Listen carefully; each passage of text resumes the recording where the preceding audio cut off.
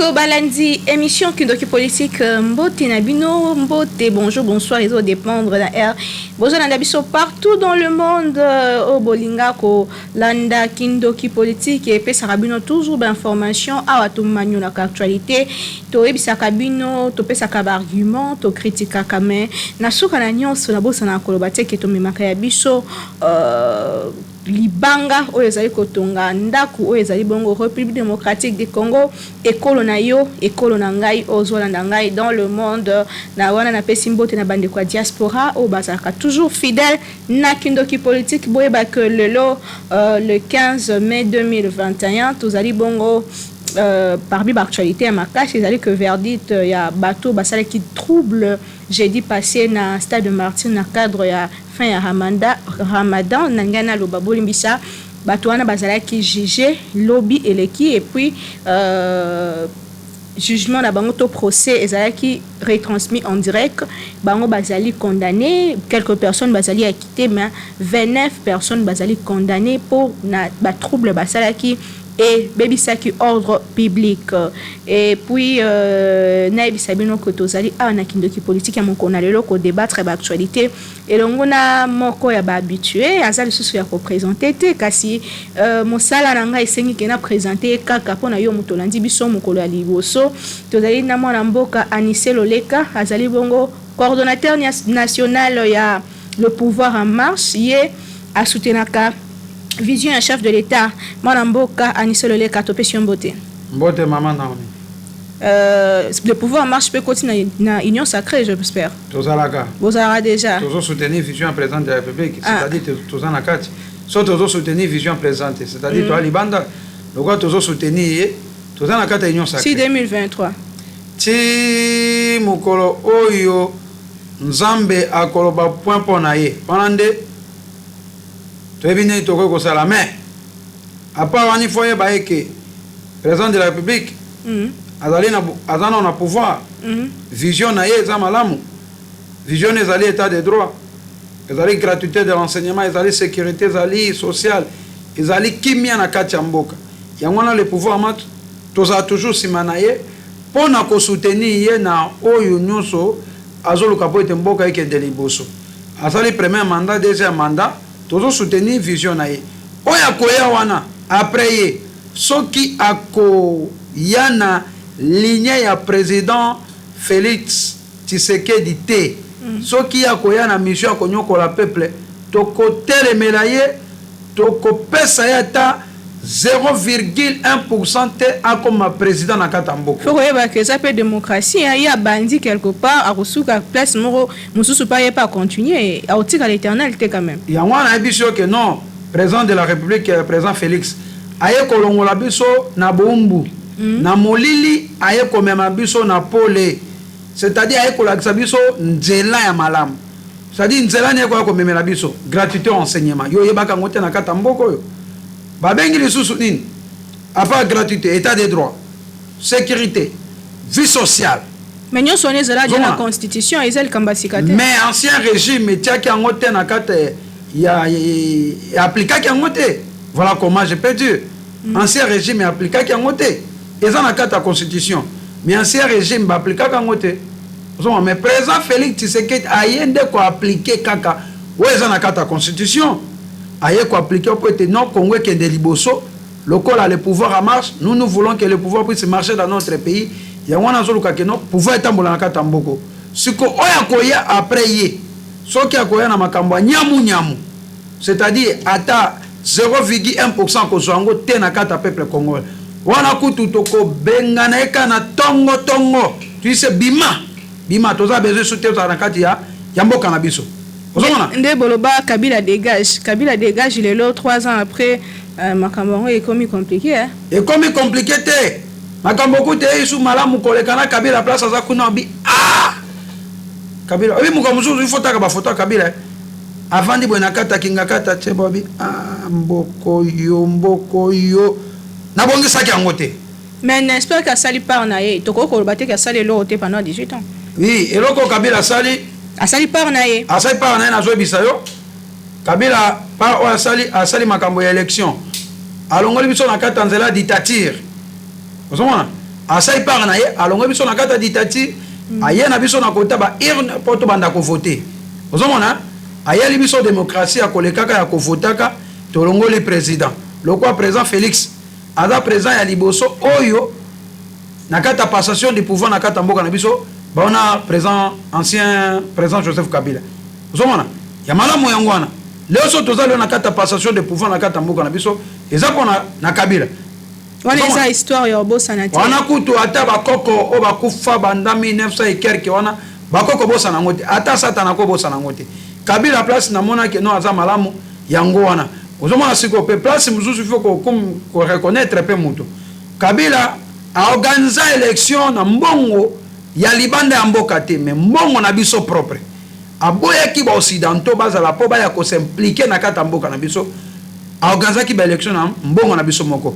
Voilà, c'est quelqu'un qui a ko féliciter ozomona mais pona ko bisayo Kabila zaka na ba idée ya malamu mais loko Kabila azangaka ba accompagnateur lokola biso ba le pouvoir à marche oyo et senga kitoza la pembeni ya Kabila poto biseke non tala nzela ya malamu yango yo tala nzela ya mabe yango yo tala place boy poete abongisa mboka lokola que le pouvoir à marche biso tozala kité non mais loko sort le lobo e komela le lo Kabila et on est komela le lo Kabila vie sociale et simbate insécurité na kata mboka gratuité enseignement ezala kité état de droit ezala kité mais ceux qui biso le pouvoir à marche LPM tozala ki entouré na Kabila ngamo ke Kabila ngasa musa malam ozomona metala lelo ko biso le pouvoir à marche toza entouré na président de la république ozomona lelo ngaso sa musa malam ba ideni ya malonga si bopesi to pesa ki makambese bela tutu ko bisa président de la république makambeta de siège awa ozomona makambeta de siège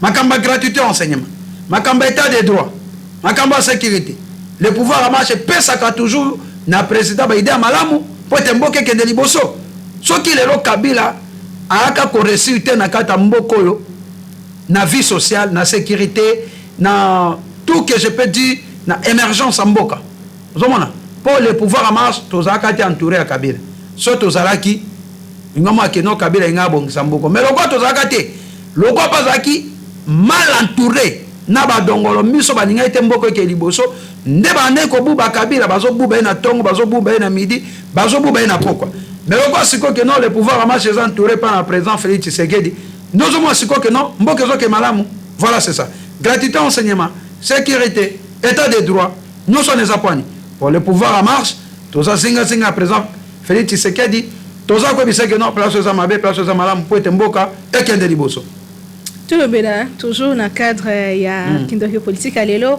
na koyebisa bandeko nanga que état de siège les autres continuer na province ya Ituri pe na Nord Kivu musala les autres sala makasi c'est ce qui volandi ba édition na biso ya KNB News beaucoup comprendre que musala les autres sala chaque jour tozo pesa rabino ba détail sur o les autres sala makuna na est mboka na biso en tout cas ce qui président de la République a gagné Paris o ya pe na pays et que ça est là malamu pona ye oui au moni biso le pouvoir à marche à ma qualité de coordonnateur national et à le pouvoir à marche état de siège est décrété par le président de la République. Pourquoi est décrété par le président? Parce que au moment que Banda président fait ancien président Joseph Kabila a un pouvoir toujours insécurité na est du pays.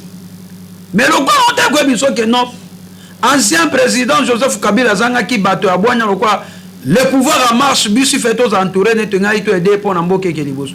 Lokwa tozalaka te poto pesa bide malam. Ozomona azaki mal entouré ndozomona ke nomboke kenda liboso. Suko président Félix Azana bato ya o bazan entouré bato mayele bato bazan bolingo ke mboke ke liboso. État de siège qui décrété par le président de la République. Pour l'insécurité, c'est qui bato bazo kufa lokwa bambinjo, bato ba kufa na tongo na minute seconde et seconde minute. Lokola mbu les obete bato bazo kufa kwa banyama. Ata nyama na zamba kutu azaka un peu respecté. Mais oye les gars qui na kata Congo te. Ata satana pa se pela katena nde bato ba kufa. Le président Félix biso le pouvoir à marche. Na bongo na biso na bongo na biso tobi si président tobi que président il faut qu'on trouve solution na likamo mboko ezoleka mboko ezokende na mabe na kokufa président de la république ayiko ko décréter état de siège tanga ki ko décréter état de siège ezali eloko Kabila atikalaka kosala yango te Kabila atikala kosala yango te suko président Félix aye kosala yango obemenga yango ticket gagnant pour la nation congolaise. Il y a une question qui me revient. Nazo Silisa. Oui, c'est ça, non, c'est ça. Ticket gagnant où le président Félix a décrété état de siège. Le quoi sur état de siège on les a décrété par le président de la République. Biso le pouvoir en marche. À ma qualité de coordonnateur national le pouvoir en marche. Nasengi na président de la République a bloqué Kaka pendant état de siège. Président de la République a bloqué exploitation minière na côté ya Ituri pe na kata Nord Kivu a bloqué l'exploitation minière wana a bloqué yango pendant état de siège pe a bloqué ba frontière nyonso eza ba pays voisins a bloqué yango pe batu nyonso wana ba exploitateur nyonso wana baka ko exploiter kuna na est pendant état de siège. Le quoi la présidente Ozo Sengane a bloqué quelques exploitations minières, a convoqué Batouana Nyonso, a signé arrêté Mokoboye urgemment, a convoqué Batouana Baya na Kinshasa Baya au Vanda Kotoyo pendant état de siège. Pour être qui ça parce que ceux qui président de la République a bloqué l'exploitation minière au thé, pe ba pays voisin a bloqué en côté. État de siège est Kosimba. PC Simbi, mais ce qui a bloqué en côté, qui est la frontière au fond, l'exploitation minière, bâton à Bossa la Kuna. Infiltré, on a pas au continent à côté de la sécurité. N'est-ce pas que ces activités économiques, qu'on bloqué en gros, c'est-à-dire qu'on bloqué province? On a vu ça, oui. Pour une solution pacifique, dans la province, il y a Ituri, puis dans la province, il y a Grand Kivu.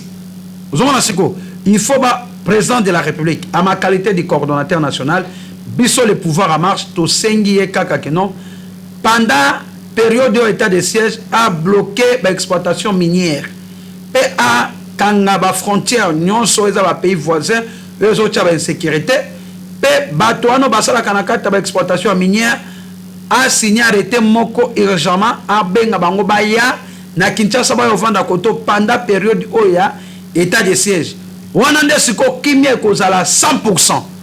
Mais ce qui, président a bloqué l'exploitation minière pendant la période du Oyo, et Kangi, la frontière, Bangouna et Mboka, on a attaqué biso bandaka ko lukaka kokota ba kolinga ba koti ba bimeli boy ba no mona ke noto ko yo umela iso supona kimeza na kata est ozomona ce que président bloqué kama kambonga na biso wana pas convoquer bato ba eko vana na Kinshasa au moins to ça pas même 2 mois au moins que kimia ko sala na RDC Mobimba ozomona yo zala kimia kokota ya 100% ozomona voilà c'est ça mais FARDC azo bunda déjà bitumba bazo boto la territoire bazo boto la village bazo boto la bengumba oyo baba yini ya mboka bandoki badongoli miso oyo balinga kiteke mboke ke liboso bazo boto la village na beke kimia zo sala sikona kata mboka biso le pouvoir à marque toza derrière FARDC tozo soutenir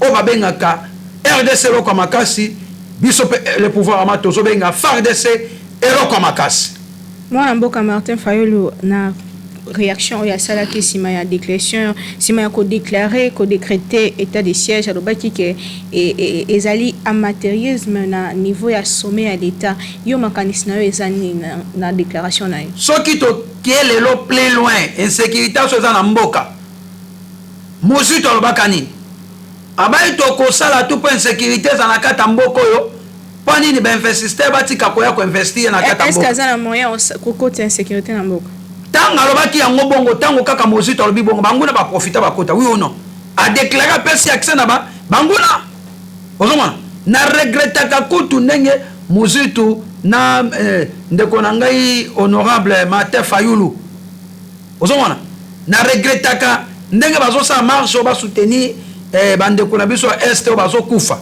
Hier déjà ça qui est culte d'action de grâce au beaucoup. Il fallait pas ça la ngoti fait ba yo kana soni na kati na bango. Pourquoi? Parce que bango ndeko faulu na tika ko yokaite. Aloba yango te mais muzito abakani.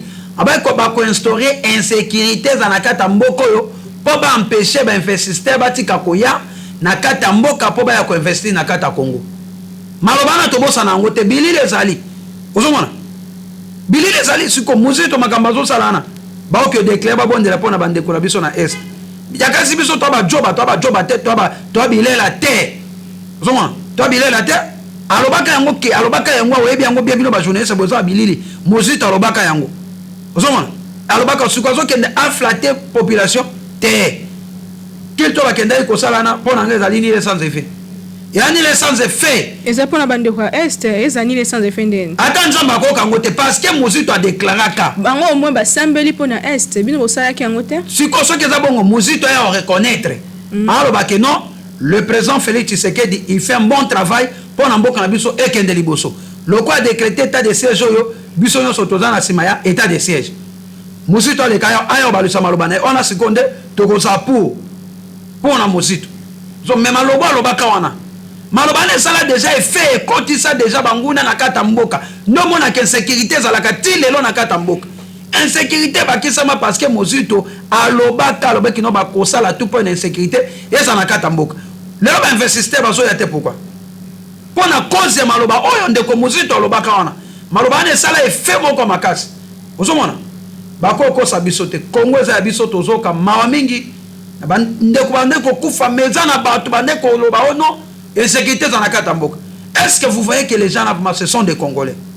À cause de la Congolais, 100% mais na Katamouté, maza Congolais, azolinga ke mabe kota. Très bien. On a prié à bakendo sa lolo bena, ils allaient ni les sans effet parce que bangonde bato balinga ke non, insécurité dans la Katamboka. Très bien, tout kani dossier. On a vraiment oui. Bande konyo ba Congolais ba fungola matoyi, biso le pouvoir en marche, to landela keloko moko.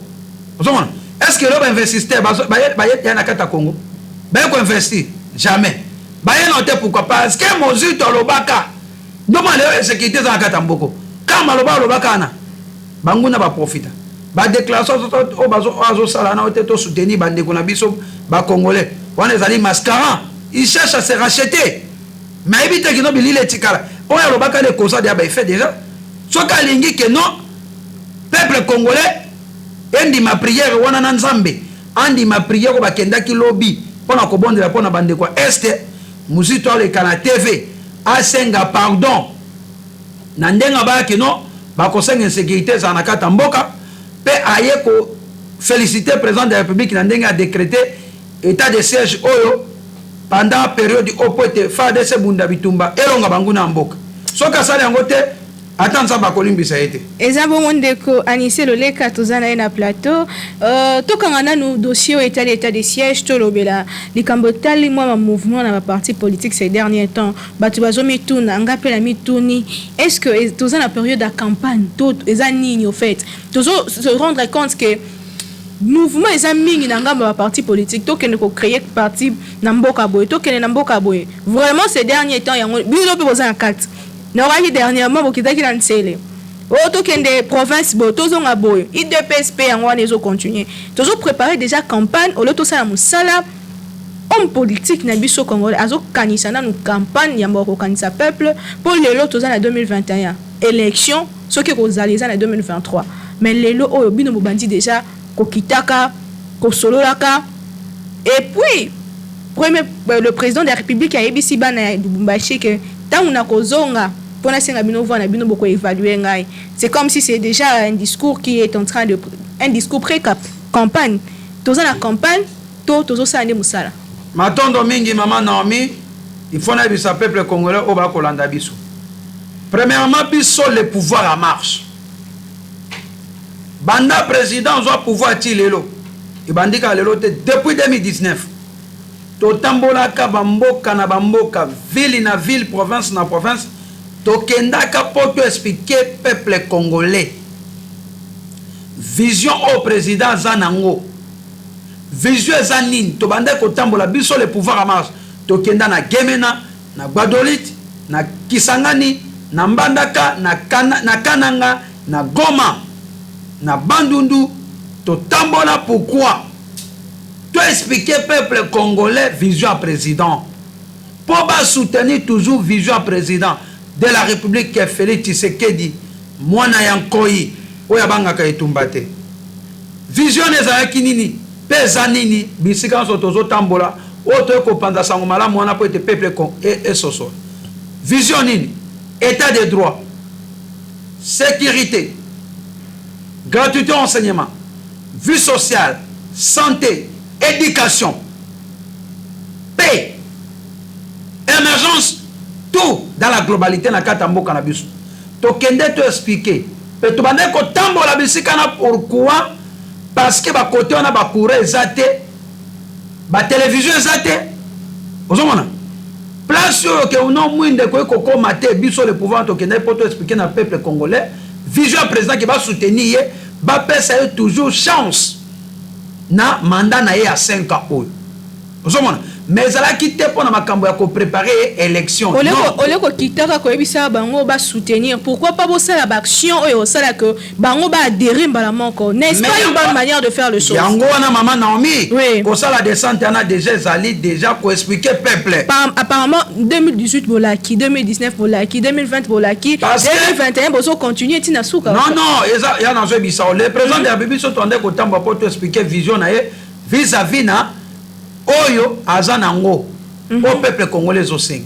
Toke to matérialiser vision à président na Mbandaka, na Gemena, na Kisangani, na Gbadoliti, na Goma, na Kananga, na Bandundu. To tambo pour na ko expliquer peuple congolais. Keba landate ba bongoli miso bandokyo balingaki te que non mboke ke liboso. Pourquoi? Parce que FC Zaki na majorité na parlement pena na gouvernement ba edaki président de la République qui était pour être mboka et kende liboso. Nakolandi Samana ebisa président Kabwana FCC président Kabwana. Vous comprenez? Président à sa l'union sacrée. Ndengote ko tuna nga mutuna akena na Lumbashi na Kolwezi. Ake ko expliquer bango. Alobi boye. Boko évaluer ngai na 3 ans oyo. Pour 3 ans, M. Souana Nazari qui est bloqué. Il a été bloqué par FCC, Bato, Balingaïté, Kemboke, Kendeliboso. Ce sont les ennemis du peuple. Ah, est-ce que vous avez sous-bloqué? Oui, le président de la République n'est pas bloqué.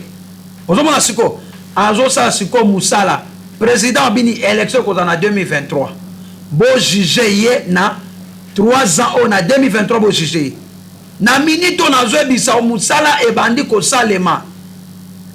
Nabisa qui son président Zaki na majorité dépose qui pouvoir. Mais na minito Afrique du Sud, il y a été le matata na Congo te. Osoma président le Kazanga ki zaika ka majorité. Si kolokola azu majorité aye moko union sacrée. Alobi kuna Lumbashi. Alobi boye. Soki mutu okoti na union sacrée te na vision na ngate ke pomboke ke liboso. Ngano to yo kanate. Le président de la République a servi de peuple congolais. Le premier Mwana Moussala ba congolais binani. Eza président Félix Tshisekedi. Yenda za Mwana Moussala ba congolais. Azola la terre. Azotambola bisika nyos akende mboka bwemabe, akende mboka bwemabe azoluka solution pour na mboka na ye. Mboka ne se kufaki ezanga ki valeur. Ozomona. Tala lelo makambo alobi kuna na Kolwezi. Mutu aye maboko pamba aye koluka ba minéraux awa na Congo. Aye maboko pamba aye a gagné ni a gagné ba millions. Mais le moment que ya zo gagné ba millions, peuple congolais zo kufa na nzala, insécurité, baba ya malamu ezate na ba école. Ma ya malamu ezate courant malamu ezate. Po nini? Mutu alakisi na intérêt na moko. Abosa na intérêt ya République démocratique du Congo. Yonga na sengi na ba exploitateur nyonso bazo exploiter ba minier à kata mboka na biso. 600%. J'ai fait l'appel au président de la République démocratique du Congo est à 65%. Président de la République a ça là tout que non. RDC est à 65%. Donc comment on a kemboka na biso ko kende liboso. Le président a compris parce que le pouvoir a matoye bisaka et peut tolobaka. Toye bisaki ba makambo zo le kanamboka. Le président il a compris que non, le pouvoir en marche, Bazan a raison. bafungoli nga siko mémoire place o mabe sali tala lelo discours ya sali yaba to wana baza ko exploiter minier aye maboko pamba abimi na poche mekin ba million na ba million non ezali siko na pouvoir présent de la république ya na système ya gagnant bino bozui RDC ça est gagné bino bozui bana bazui misala bino bozui sécurité côté na mboka bino bozui gratuité enseignement esali bino bozui état de droit bino bozui développement RDC d'abord la RDC président de la République a dit d'abord la RDC ce qui RDC c'était tokolo kanate na bino bako c'est la paix mukoli kambute 3 ans ekokoka bientôt to évaluer bino oui. Justement sur ça to comme na presque na suka kindo politique alelo kasi to koyi kosi ça te santo lobela dossier ya suka na kanisi na ibisa que yango avant le Kambu et Talibongo ba multiples procès toté ba poursuite judiciaire na ba opposant ba o ba ancien pouvoir est-ce que zaka état de droit to ezo koma pe ya moko ba problème moko ba problème moko politicienne ko landaka sima est-ce que ka ba ngonde ba détournaka na tango tozali ba o ba uti pays de pes ba sala mabe bazate na utaka ko bisa wambalele kike no mboka nyonso tambola kana état de droit ce qui état de droit est allé appliquer au commandant Kimboke Kotambola Malam. Ce qui état de droit est allé Mboka Moetambola exact. Bravo au président de la République, le roi Yokaka le pouvoir à marche. Bravo Naye, parce que le pouvoir à marche, aux en apporte, le président de la République, la vérité, place aux Amabe, na place aux Amalam. Justice congolaise, état de droit est allé poursuivre Teka Kabato, Bazaki dans l'ancien régime.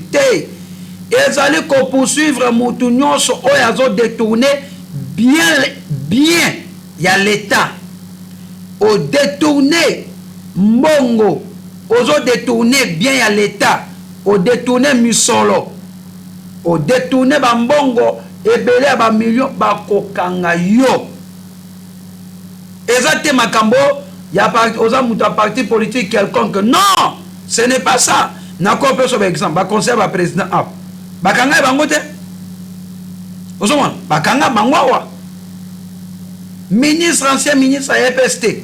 Là c'est Zaki ministre à ancien régime. A autres ministre na nouveau régime à président de la République. Il est arrêté. Ozomon. Bakanga justice ezolande la moto bilande la lande la té. Sans que non aux allés impliquer na problème moko ya détournement. Comme on les alliés cité quelque part justice congolaise ekolandela yo justice ezali indépendante ezo sa musanango potika justice sa musanango parce que ta justice sa musanango bato bakobanga koyiba bakobanga siko koyiba ndoko mona sikona développement kokende liboso na mboka to se pe balandela pe ba o bako sala ba o ngamu na bino pe o bako sala mabe wane to pe to mais non tu ko bisayo bato bazaki na kati ya cabinet di ya président de la République bakanga maite mutanti corruption akanga makite ministre pesa kanga mite nouveau régime n'est-ce pas ya on na sengi boy o lieka kabakanga kabango bakenda ka prison au détourner bien ya l'état, au détourner mbongo ya l'état, mbongo ya mboka. Un, bakangi yo, au sali na peine, mais avant que nous la peine, il faut zongisa mbongo yo yibaki au détournaki. O zongisa ka mbongo détournaki. Soko zongisa ngote, ba saisi ba bien na yo. Après avoir ko saisi ba bien na yo, ok au sala peine na yo. On a su quoi solution madame. Pourquoi biso le pouvoir ramasse tout le monde déjà ba j'aime quoi ma belle comme il siko ko sale. Pour mutebi que non ba kanganga ina kindo sa 5 ans 3 ans. Na bomba mbongo na ngana sambeto na timula libulu na bomba ngona tonga ngomwa mwa ba karo na tonga mwa yoko mwa kwa cercueil na bomba mbongo na ngai na kende na sata 2 ans 3 ans moko ba ko bimisa ngai mbongo ne ko sunga ngai. Te olieka ka bongo ba kenda ka bongo. L'État salandengi bakangi bino bozongi sambongo boyibaki émission ici yoka suku bozongi sambongo wana après kozongi sambongo ba saisi pe ba bien na yo wana après okyo sala peine na yo to c'est déjà émission na biso moko na lelo un mot ya suka mona ya suka lilobano ya suka pour émission ya lelo mako nakolinga mingi eza mingi na sens ya ba des autres esalamaki récemment na stade de Martyr yo tango yokaki yango réaction na liboso ezaki nini? Bon, pour ngai il faut ko ngana lobako eza vérité. Mobula ne salemi wana na kata stade mutu na pesa faute ezali ba gestionnaire ya stade oyebi ke bato mibale wana bazoyokana te. En plus oyebi islam babazaka très agressif oyebi ke bazoyokana te, mais pourquoi ke naye kotia bango kaka mokolo wana moko basambela esika moko ozomona ba gestionnaire ya stade nde bato basali mabe ifa batia bango mokolo wana te, soit otie bao bakie na stade de Martyr otie bao bakie na stade ya 20 mai ozomona siko soko otie bana kote ya stade de Martyr otie ba musu kote ya stade ya Vélodrome wana likambenga ezala te, mais bango siko bakie kotutanisa bango mitu place moko bakoyokana te bitumba ekobima ozomona mpona kote wana ezali mabe mpona bagestionnaire stade eloko wana basali mabe. Mais na ndenge bandeko na biso wana ya islam mpo babomi bapolicier PNC, ça signifie quoi? Police nationale congolaise. Place mobile ezali akoya pour sécuriser bino bozo bunda bozo swana police aye ati akimia boye kobeta ba policier boma bango bandeko policier na kufi mutazo bundela mboka bino bomiye ba misu na mitu bazana kata ka grave na mitu ba misu bazoki ezali malamu te loko la justice et condamné bandeko wana eza malamu. Justement justice ça condamné bango nazali pour justice ya mboka la biso bravo ozomona mes condoléances na famille ya police ya policier wa kufi pe na senge na nzambe abatela bandeko langa ba policier nyonso bazana kata hôpital o bazwaki baku o bazoki nzambe abatela bino protéger bino. Mot de la fin directement le plus possible. Oui. Na wa kufi moli monepe manakimia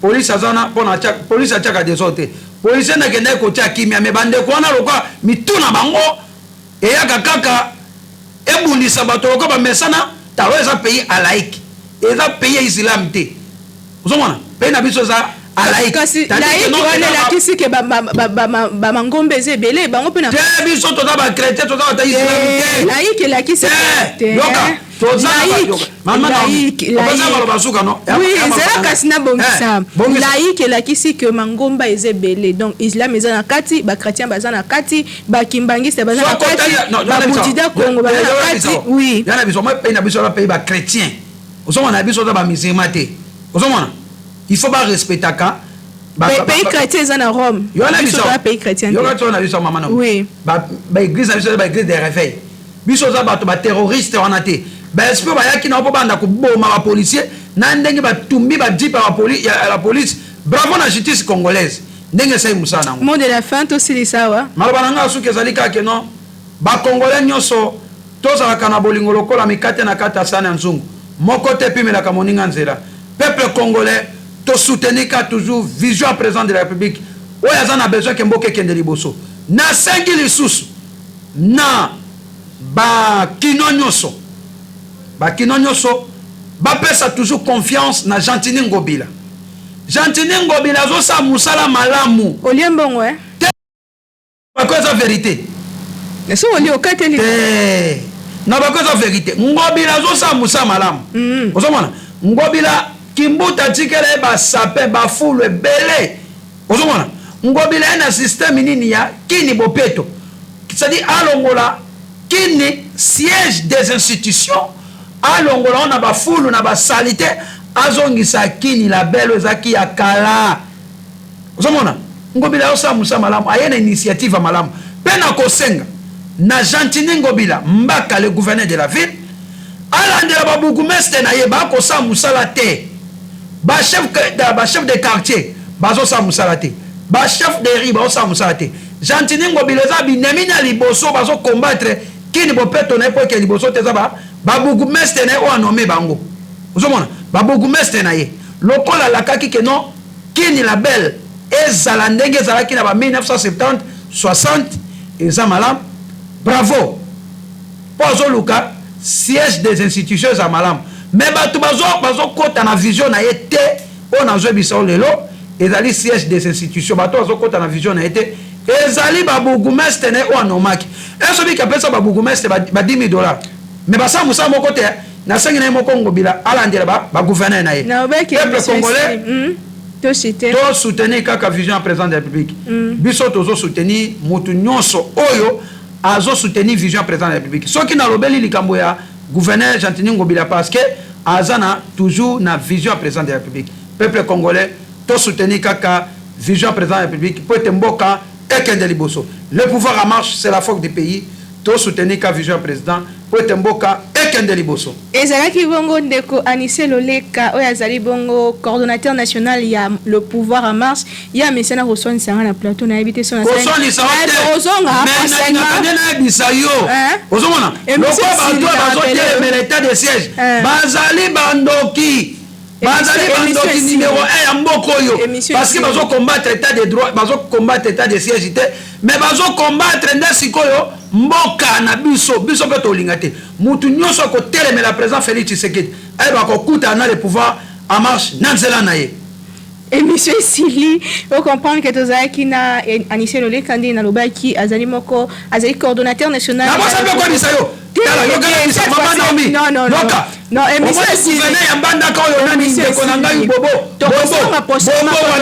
akosala te nasengi na IGF elandela ye mpe nasengi na badepute provincial Équateur balandela azosala mosala te ta bato adestitue nde bango wana bobo nazolo bango awa Jassim bobo ani fo badestitue ye aosala mosala moko te moi je suis équatorien azosala mosala moko te il faut badestitue ye IGF mpe alandela ye parce que azolia bamituka oyo bazotinda kuna po esala mosala banzela moko aosala eloko moko te ozomona attends continue union sacrée il faut avoir des situations pour ça musa moko prochainement tozonga na likamba ba gouverneur a yo déjà continue makambo ngo dans les au sala déjà yo descente na ville ya Kinshasa soki okita pe na ba province ozolobela na pongo na sengo pe sanga ba pourcentage kini bopeto depuis ba lançant ti lelo ezali presque une année n'andam au pesa nga ba pourcentage na koyeli sa ba gouverneur o bazo sa musala na babo sala na yebiso ya liboso o sa musala te bobo kasi pona lelo patere wana ndeko